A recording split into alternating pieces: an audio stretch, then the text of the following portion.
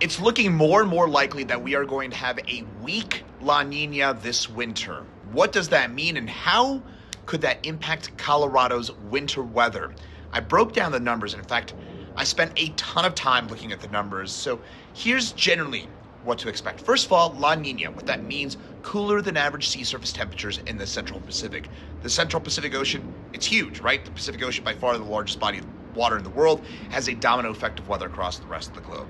Typically, what that means for us in North America is that we tend to see a wetter than average winter in the Pacific Northwest, and some of that trickles down across our northern mountains, often a lot of cool stretches for the northern stretch of the U.S. as well, and often a drier and warmer winter for the southwestern U.S.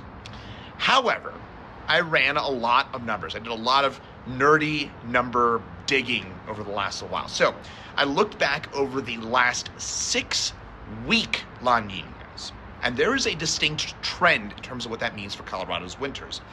First of all, in Denver, it means a much lower than average snowfall. In fact, we, in our last 6-week La Ninas, have had only about 2/3 of the snowfall that we typically expect here in Denver. In fact, 2 of our 5 lowest snowfalls on record for us in Denver came in weak La Ninas within the last 30 years.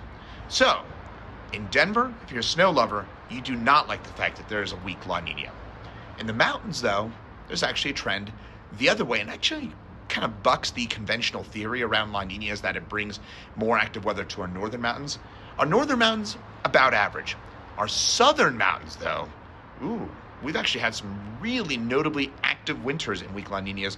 Most recently, the 2022-2023 winter, which was a record snow event for the San Juans, that was actually also the product of a weak La Nina, and that, well, the totals were record-breaking for us in the San Juans. So, if you're in the mountains, maybe you like the fact that there's a weak La Nina. In Denver, though, if you're a Denver snow lover, you probably don't like the fact that we have a weak La Nina.